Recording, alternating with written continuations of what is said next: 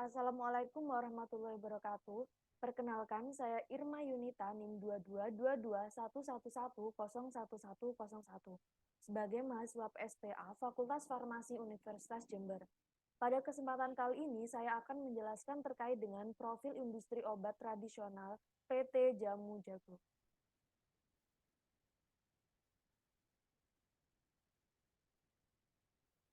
Obat tradisional merupakan bahan atau ramuan bahan yang berupa bahan tumbuhan, bahan hewan, bahan mineral, sediaan sarian atau galenik, atau campuran dari bahan tersebut yang secara turun-temurun telah digunakan untuk pengobatan dan dapat diterapkan sesuai dengan norma yang berlaku.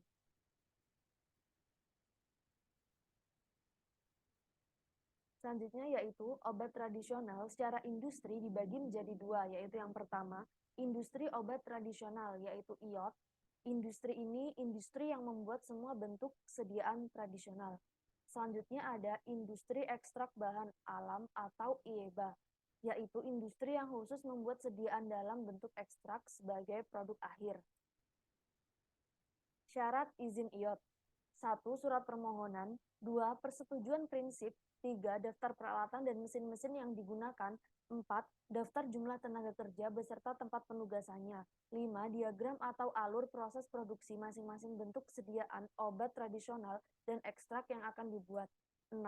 Fotokopi sertifikat upaya pengelolaan lingkungan hidup dan upaya pemantauan lingkungan hidup atau analisis mengenai dampak lingkungan hidup. 7. Rekomendasi pemenuhan CPOTB dari Kepala Badan dengan melampirkan berita acara pemeriksaan dari Kepala Balai setempat. 8. Rekomendasi dari Kepala Dinas Kesehatan Provinsi. PT Jamu Jago. Sejarahnya, pada tahun 1918, Jamu Jago didirikan oleh Bapak TK Suprana. Beliau membuat ramuan tradisional dari tanaman berkhasiat dalam bentuk serbuk. Disinilah awal lahirnya Jamu Jago. Kemudian pada tahun 1920, penjualan produk dimulai dari desa Wonogiri hingga ke Solo dan seluruh Pulau Jawa. Ini adalah foto toko pertama kali Jamu Jago di Wonogiri tahun 1920. Tahun 1936 merupakan generasi kedua dari PT Jamu Jago.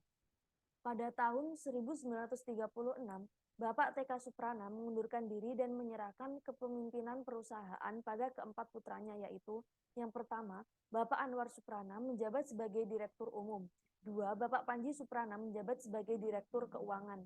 3. Bapak Lambang Suprana menjabat sebagai Direktur Produksi. 4. Bapak Bambang Suprana menjabat sebagai Direktur Pemasaran Generasi 2. Pada tahun 1953, di zamannya, Jamu Jago memiliki beberapa fasilitas produksi yang belum terpusat di satu lokasi.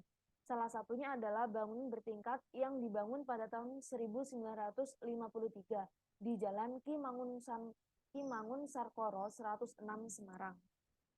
Ini adalah fotonya. Kemudian pada tahun 1957, Bapak Lambang Suprana di dalam perjalanan dinasnya sering memperhatikan cara berjualan penjajah jamu gendong. Maka lahirlah warung seduhan Jamu Jago pertama yang kini kita kenal dengan istilah jamu teria. Pada tahun 1960 sampai dengan 1962, lahirnya Devegram. Pada waktu itu, Jamu Jago memproduksi berbagai sediaan jamu, obat-obat kimia, bahkan alat kontrasepsi guna mendukung program keluarga berencana atau KB dari pemerintah. Tahun 1975. Tahun 1975 dibangunlah pabrik Jamu Jago yang berlokasi di Jalan Setiabudi, Semarang.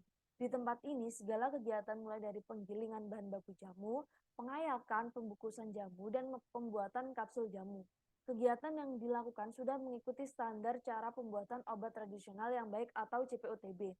Di gedung ini juga terdapat laboratorium yang dilengkapi dengan ruang timbang, ruang mikroskopi, ruang kromatografi, ruang bakteriologi, dan juga lain-lainnya.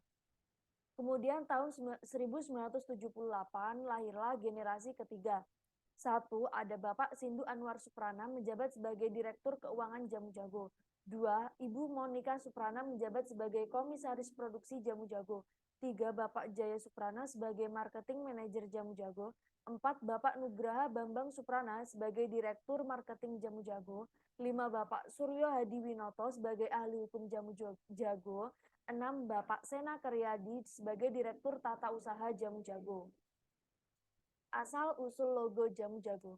Suatu hari datanglah seorang musafir atau pengembara membawa satu ayam jago untuk mencari penginapan. Dan Bapak TK Suprana memberi tumpangan untuk musafir bisa istirahat dan juga bermalam. Tidak lama setelah musafir berpamitan pulang, musafir itu memberikan saran untuk memberikan nama jago untuk label jamunya. Karena konon katanya jago artinya adalah bisa dinikmati secara turun-temurun. Ini adalah catatan pemasaran dari PT Jamu Jago. Yang pertama, iklan dilakukan tahun 1918. Sejak tahun 1918, Jamu Jago sudah mahir dalam pembuatan iklan pemasaran produk. Pada tahun 1942 dilakukan show, yaitu mengadakan pertunjukan keliling. Pertunjukan ini sangat disenangi warga sekitar dikarenakan sebagai hiburan. Di sela-sela pertunjukan tersebut, mereka menawarkan produk jamu jago yang dijual kepada masyarakat. Kemudian ada propaganda tahun 1957. Propaganda jamu jago adalah usaha untuk memberikan informasi produk jamu jago pada masyarakat. Propaganda jamu jago pertama kali dilakukan tahun 1957. Selanjutnya adalah prestasi. Pada tahun 1990, MURI, singkatan dari Museum Rekor Indonesia, adalah gagasan dari Bapak Jaya Suprana. Ide tersebut muncul karena Bapak Jaya Suprana ingin memberi apresiasi atas prestasi anak bangsa. Beliau ingin menonjolkan kekayaan bangsa Indonesia dengan rekor-rekor yang membanggakan. MURI saat ini telah memiliki 3 galeri di Indonesia yang berlokasi di kawasan perindustrian Jamu Jago di Semarang, Mall of Indonesia MOI Jakarta, dan juga Jatimpak 3 yang berlokasi di Batu, Jawa Timur. Hingga saat ini MURI telah memberikan sertifikat rekor sebanyak 4.012 dari tahun 1990 sampai dengan tahun 2022. Legalitas dari PT Jamu Jago. Nama ini berikut adalah nama industri obat tradisional dari PT Jamu Jago, yaitu Industri Jamu dan Farmasi Cap Jago, disingkat Jago PT. Penanggung jawabnya adalah Dr. Andes Eva Rotnowulan Suwito, apoteker. Nomor izinnya HK 0702 garis miring 211 garis miring 14. Lokasinya yaitu pabriknya berada di Jalan Perintis Kemerdekaan nomor 273 sampai 275 Semarang. Nomor faksimilnya adalah 024 354 7938. Untuk pemasaran dan administrasinya berlokasi di Jalan Kemangun Sarkoro nomor 106 Semarang. Nomor faksimilnya adalah 024 747 15173.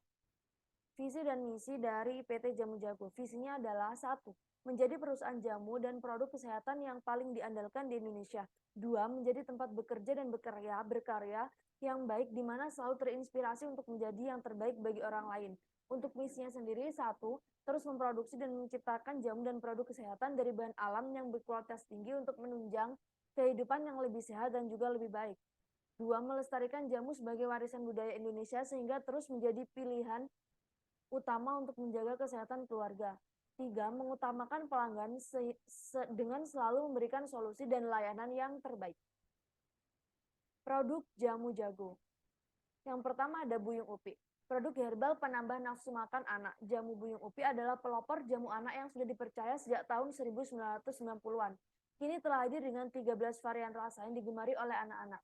Produk terbaru mereka yaitu Buyung Upi Masuk Angin atau Buma, efektif membantu meredakan masuk angin pada anak.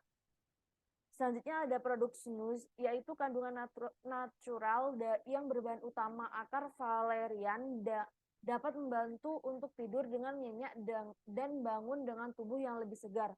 Kedua ada Alamix, yaitu produk minuman instan dengan cita rasa khas Indonesia, hadir dalam bentuk cair yang praktis, lebih higienis dan siap diminum kapan saja.